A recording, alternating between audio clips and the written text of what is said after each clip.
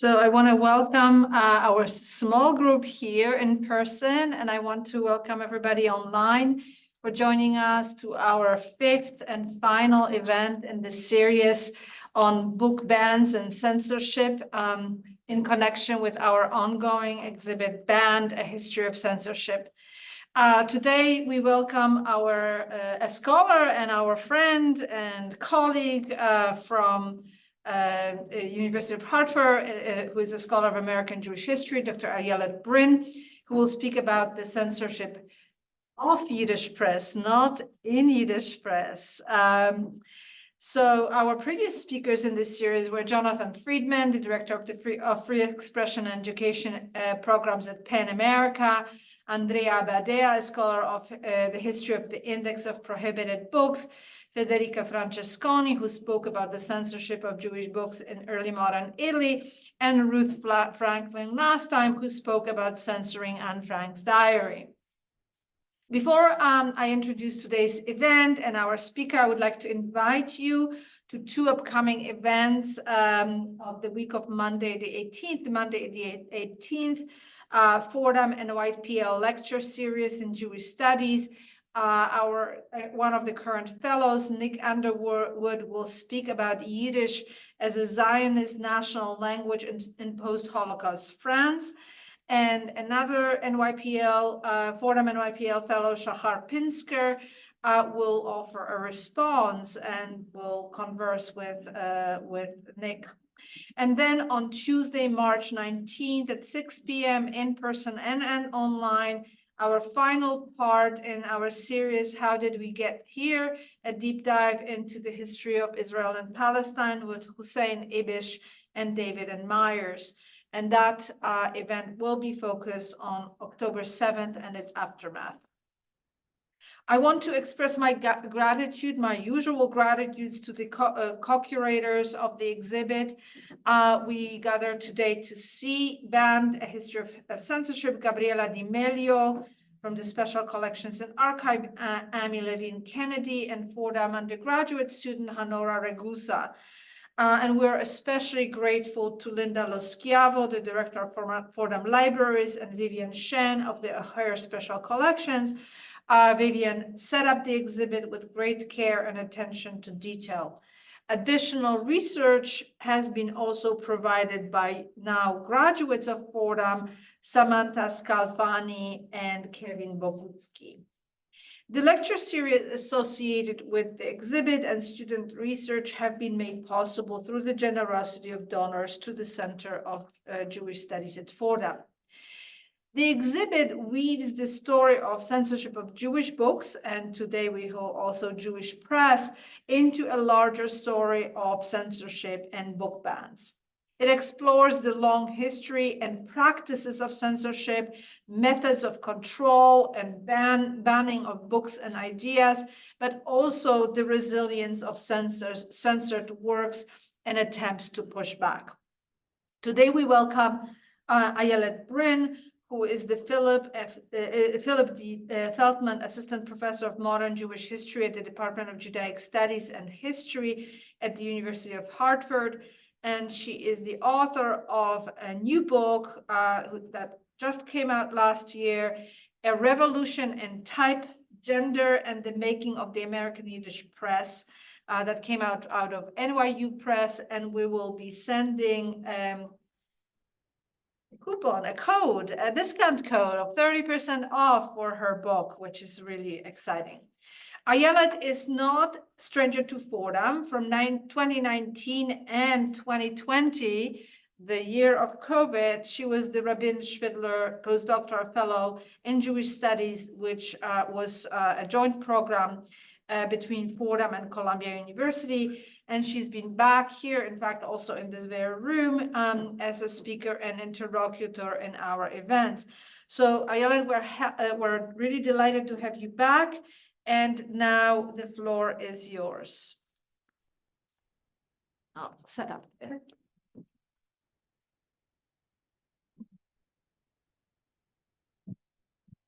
So I want to start by thanking Magda and everyone at Fordham Center for Jewish Studies for inviting me here today. As Magda mentioned, I was a postdoc here in 2019 and 2020, and I really can't think of a more welcoming and intellectually stimulating environment to begin my academic career, and it's so, so wonderful to be back. So today I'll be exploring the impact of censorship on the development of the Yiddish press. I'll mainly be focusing on the impact of censorship on the American Yiddish press during a period of particular crisis, the years surrounding the US's entry into World War I. At the turn of the 20th century, Yiddish newspapers were incredibly influential political and cultural institutions. They set the tone in many ways for American Jewish life and served invaluable roles for their hundreds of thousands of readers.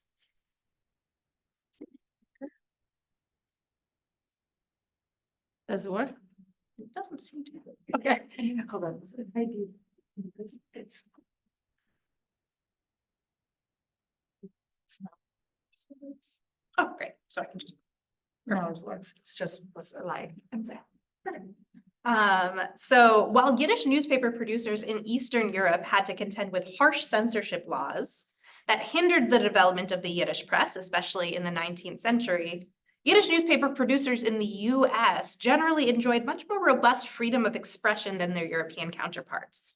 By the beginning of World War I, the Yiddish press had grown to become a really broad and diverse market of options, as well as the most successful foreign language publishing market in the United States. But as the Yiddish press would discover during World War I, this freedom of expression in the US was not always guaranteed. The First Amendment was interpreted much less generally towards newspapers in that period, before and during World War I, than it is today. During the war, the government instituted a surveillance project meant to root out various supposedly threatening elements in American society, including immigrants, pacifists, and those espousing various radical ideologies. These same mechanisms of state power and surveillance were carried forward to the first Red Scare of the late 1910s and early 1920s. In this context, foreign language and non-mainstream English language publications faced increased suspicion as the government viewed them as dangerous media for disseminating anti-American messages to their readers. In the summer of 1917, Congress passed the Espionage Act, allowing the Postmaster General to deny mailing privileges to publications he viewed as impeding the war effort. This legislation was eventually supplemented by the Trading with the Enemy Act, requiring foreign language newspapers to file translations of any political content, very broadly defined, with a team of censors under the auspices of the post office before publication. So what we have here at the bottom of the screen, which I've highlighted, is the stamp that newspapers ran to indicate which articles had been submitted to government censors and approved for publication. This gives a sense of how broad the mandate was for what government deemed political content. It included content about the draft and the war effort, but also articles about things like race relations in the United States, women's suffrage, or any coverage of domestic news happening in any country allied with the US during World War I. So this is what it looked like if the government approved a newspaper's content for publication. But if the post office officials found any objectionable material or any discrepancies between translations of foreign language material submitted by publishers and those performed by the translators on their own staffs, the paper and its staff could face fines, jail time, or even the revoking of mailing privileges. Newspapers made much of their money during this time through circulation, so revoking mailing privileges was in many cases tantamount to almost guaranteed closure. These laws impacted American newspapers in a multitude of languages, including English and foreign language newspapers with a variety of political, ideological, and religious frameworks. But the government displayed a deep and pervasive mistrust of Jewish publications in particular, and especially the Yiddish press, in part because this publication market had become so successful and influential in America by this time. Because of this, in internal documents, government officials frequently described Yiddish newspapers as inherently unpatriotic, particularly influential, and in most cases, irredeemably radical.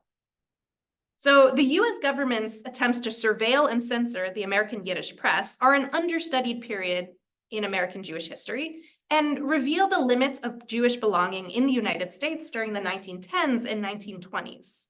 In addition, they resonate almost eerily with our current moment, where the banning of books and ideas is again on the rise in America.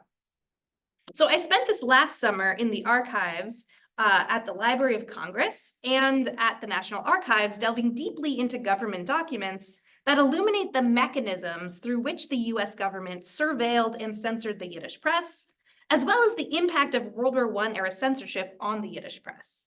These documents highlight the limits that have historically been imposed on the freedom of expression in the United States, as well as the various strategies through which American Jewish institutions navigated these limits during particularly charged moments.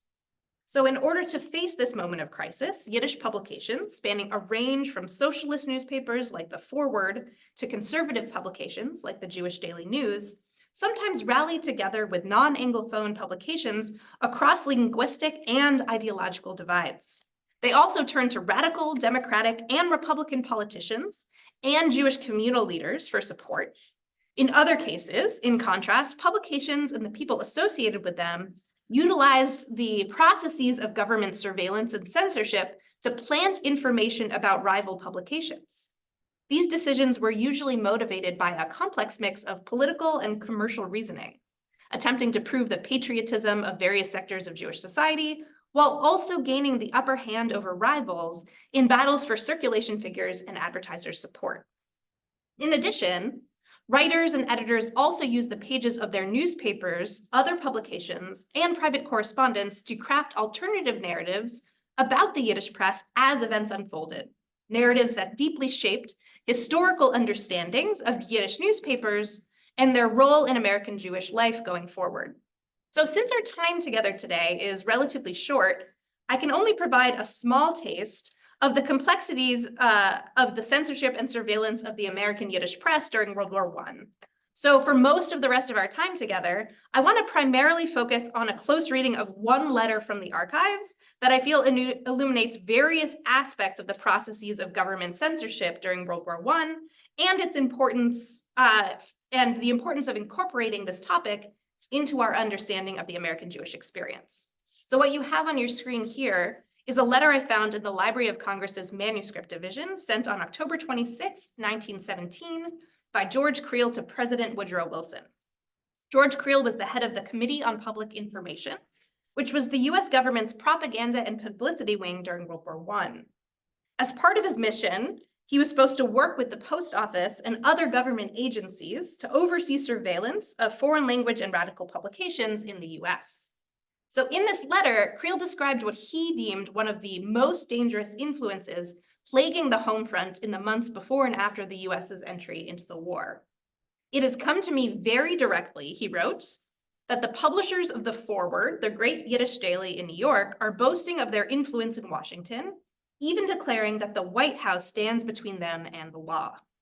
At this time, as I mentioned, all foreign language newspapers in the United States were being closely surveilled by the government, who worried about the influence of these publications in inciting sedition, pacifism, and or radicalism in their readers.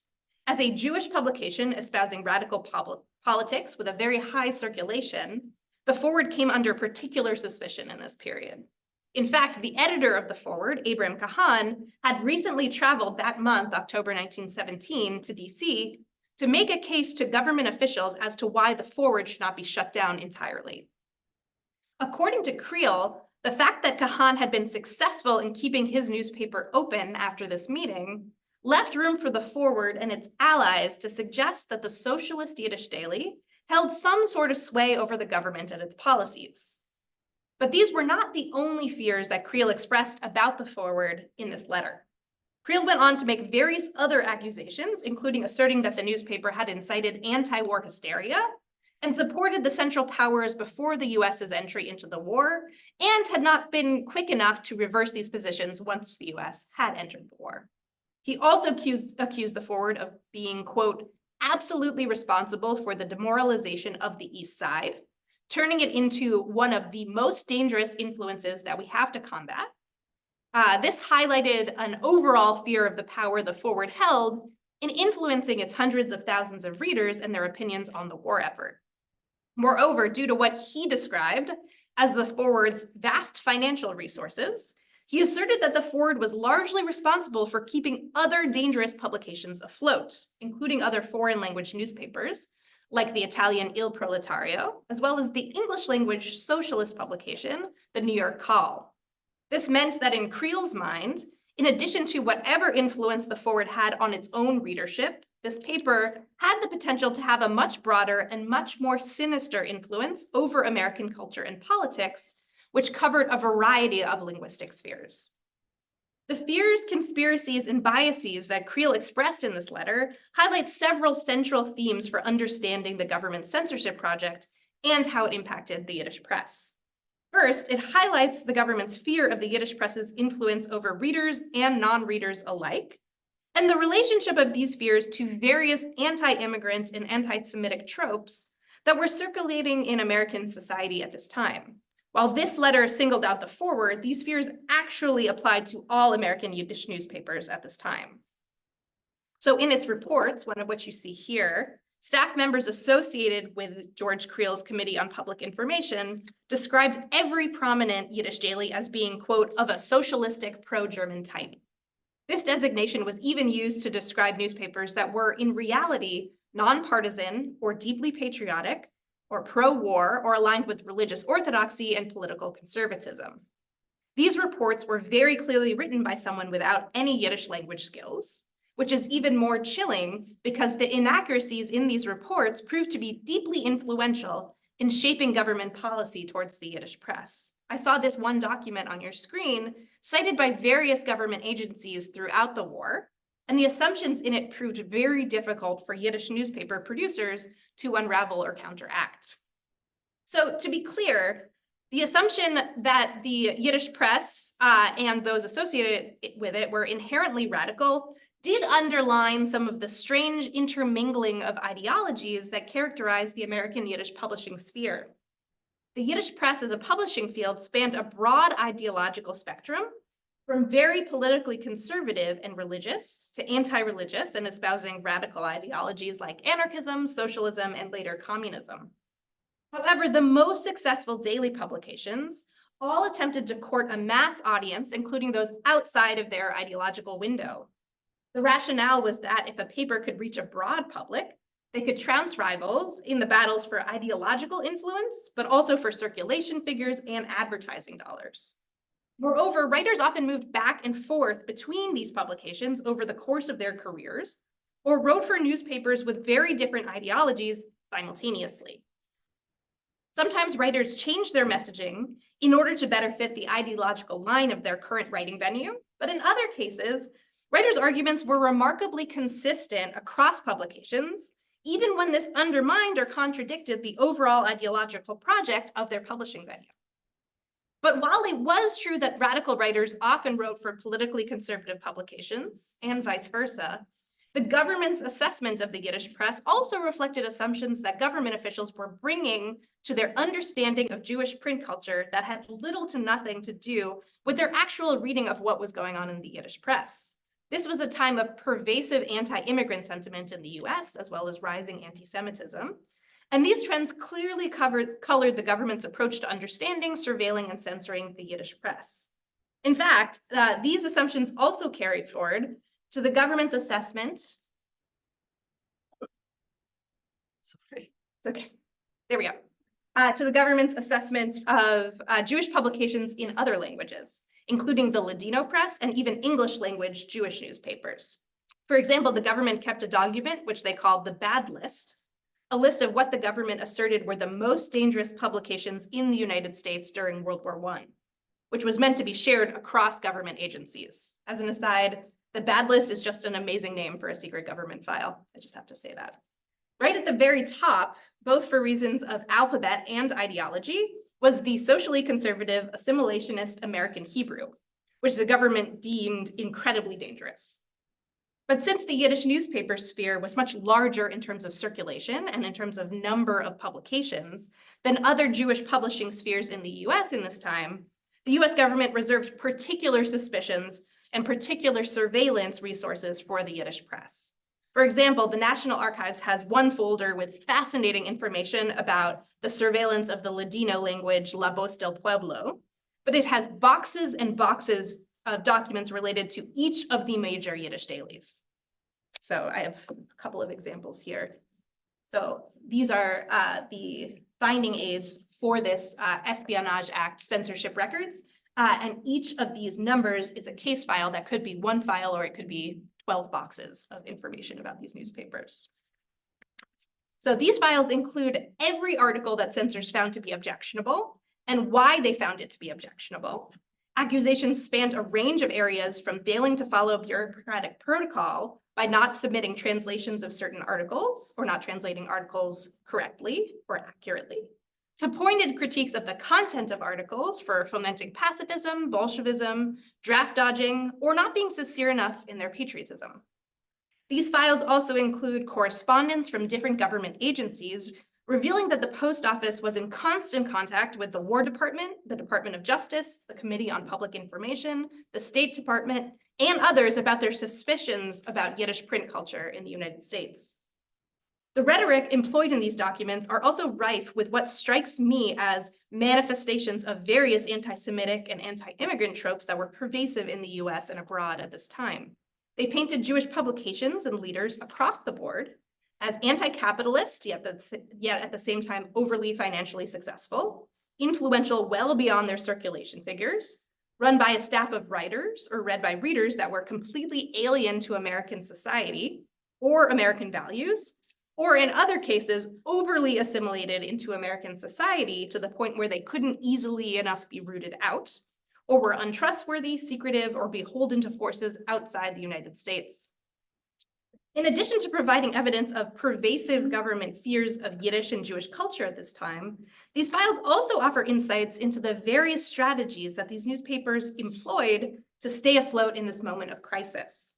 In addition to letters from newspaper editors and business managers highlighting the patriotism of their publications, these files also include letters and telegrams sent to the Post Office censors at the behest of these publications by a variety of prominent business leaders, congressmen, aldermen, and the heads of various government agencies, Jewish and non-Jewish alike, expressing support for these publications, attesting to their loyalty and their roles in ensuring that new immigrants were exposed to the quote-unquote right messages about Americanization and American culture. When read all together, therefore, these files from the National Archives and the Library of Congress offer a fascinating glimpse into the sort of liminal status of Yiddish culture in specific and American Jewish culture more broadly in the progressive era and early interwar period, a status that made Yiddish newspapers both particularly vulnerable to government censorship and particularly protected in this time of national crisis.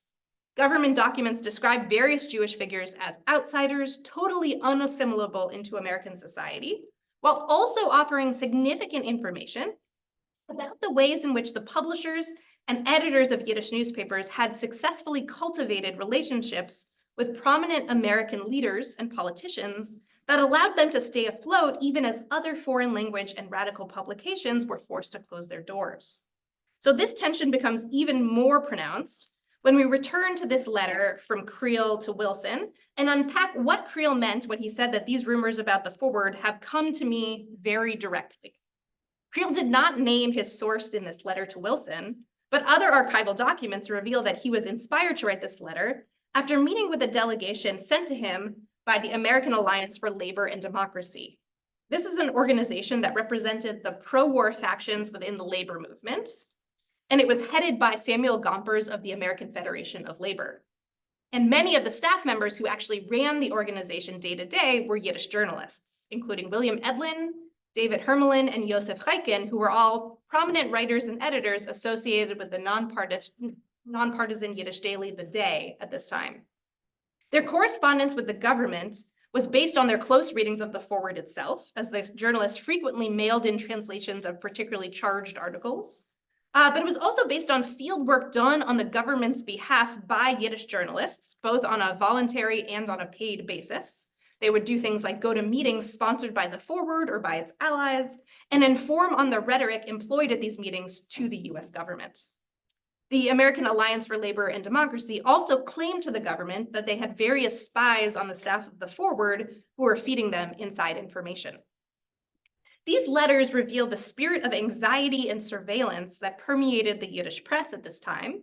And they also reveal the extent to which the government's project of surveillance and censorship relied on the active participation of Jews at various stages of the process. This was true on the government side as well. The censors employed by the government to surveil the Yiddish press were Jewish, since they were the ones who were able to read Yiddish. Many Yiddish translators also translated material from various Slavic or Germanic languages, as well as their work with the Yiddish press, and their role went beyond word-for-word translations or assessments of the accuracy of translations, and they offered the American government nuanced insight into the inner workings of the Yiddish press or the potential double meanings of messages contained in articles. Yiddish newspaper editors and publishers also attempted to intervene in the surveillance processes of Yiddish publications that they themselves were not associated with. In some cases, this took the form of writing letters of support vouching for publications whom the government viewed with suspicion.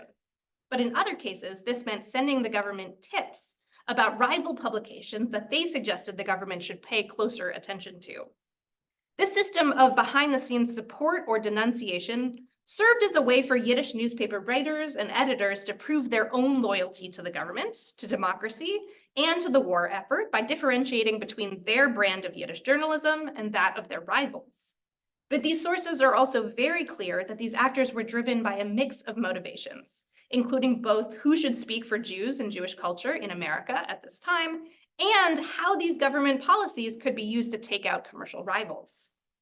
Moreover, these historical actors not only influenced American government's understanding of the Yiddish press, but also the understanding of later generations of scholars. So Yosef Chaikin, for example, who was one of the AALD's major figures, would go on to write what is usually considered the definitive history of the American Yiddish press in 1945, which is still relied on by most scholars of American Jewish history and Yiddish culture today. While he discusses the impact of World War I on the Yiddish press in his book, he does not mention his own role in helping the government censor and surveil Yiddish culture in this period. So this is just a short glimpse into the importance of incorporating a study of World War I era censorship into our understanding of American and Jewish culture and of the Yiddish press. This moment of censorship and surveillance was relatively short, and legal protections for freedom of the press in the US would grow in the decades after World War I. But incorporating and really reflecting on the US government's censorship of the Yiddish press would allow us a more full and more complex understanding of the American Jewish experience over time. So to sum up, when discussing American Jewish culture, especially American Jewish culture in Yiddish, most scholars focus on the comparative freedom of expression afforded to Jews in the United States. On the one hand, scholars argue, Yiddish publications in the US never faced the widespread censorship that crippled or that stunted the growth of similar publishing venues in Europe. On the other hand, scholars argue that Yiddish provided a linguistic barrier, allowing writers in the US more freedom of expression than they might have had in English. However, while it's true that the surveillance of Yiddish culture was never as pervasive in the US as in Europe, or as severe for Yiddish culture as English culture in America, the case of World War I era Yiddish press censorship reveals that this freedom was not always guaranteed, and that this precariousness deeply shaped the development of American Jewish culture in this period and for decades to come. Thank you so much for your time. I'd be happy to hear any questions or comments. Thank you.